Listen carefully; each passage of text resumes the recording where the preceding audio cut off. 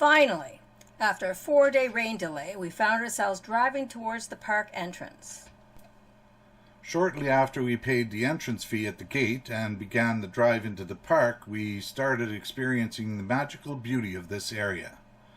The majestic mountains that reveal themselves as you come around each corner, and the spectacular electric blue/green, depending on certain factors, water, which meanders down from the various mountain peaks to skirt the roadways, are just breathtaking. It was at this moment when we coined this journey, ladies and gentlemen, the Traveling Wildberries.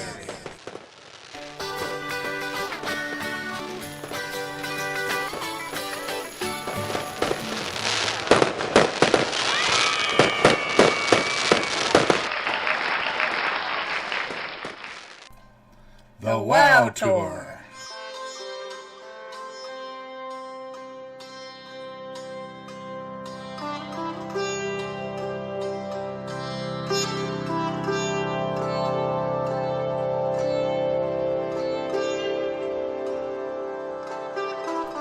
As we previously said, we had to drive past our reservation spot at Pocahontas in order to get to this spot, which we had chosen as our lunch spot for today.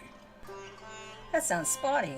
On our way to this spot, we were treated to something that is apparently a normal thing when traveling this section of the highway in this park: pit stops for animal sightings and crossings. Yeah, it seems the first time it happened we thought there may have been an accident or something up the road ahead, as there are many bicyclists that make this trek on their bikes. More on that later. But thankfully, though, it was just an animal sighting. A smallish black bear at one sighting, and then what looks to be a young moose at another, just up the road. Folks pull over and take pictures as the animal makes an appearance. A little thrill for the city folk. Here we are at Athabasca Falls, our lunch spot.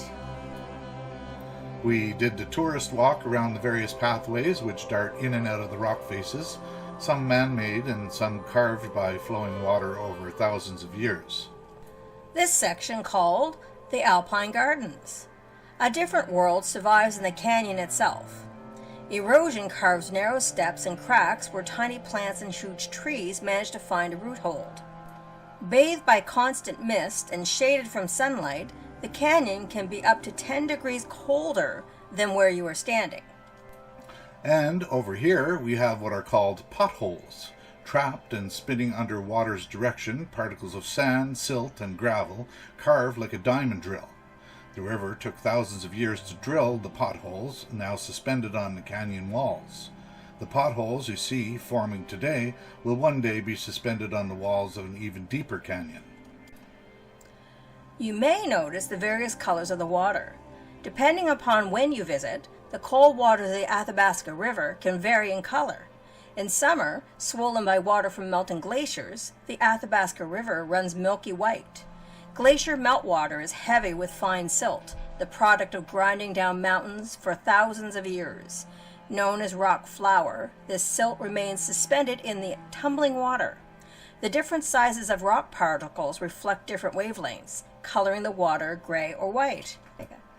In other seasons, the glaciers remain frozen and the Athabasca is fed by runoff, rainwater, and snowmelt. Only the smallest of particles remain in the water. These microscopic bits of rock reflect the green and blue parts of the light spectrum, painting the Athabasca River an icy blue. After our walking tour of this amazingly beautiful and picturesque place, we headed back towards the RV for lunch.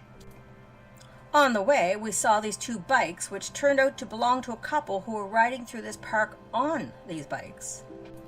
Yes, and they were not the only ones doing such a crazy thing, as we met several folks along the way who were doing exactly that, on bicycles.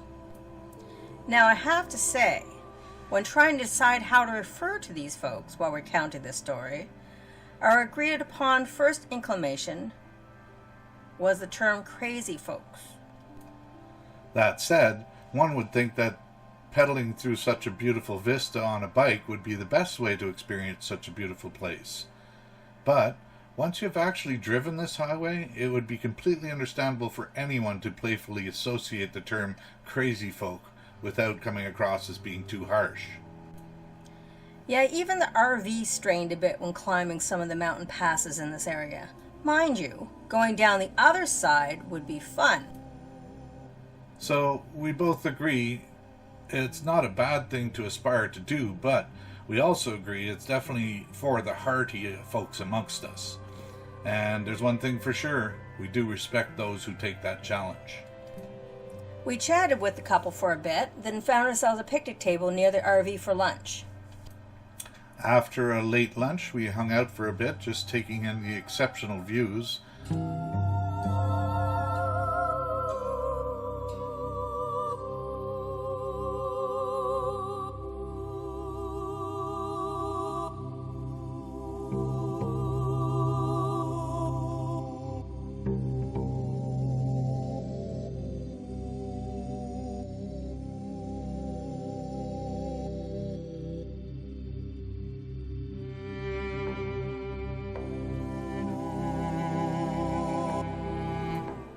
We decided we would have our supper at our campsite at Pocahontas, so we headed back there not too long afterwards.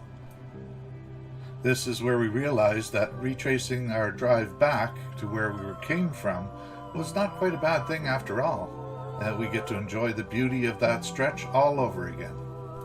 Yes, that view is definitely worth a few gallons/liters of gas.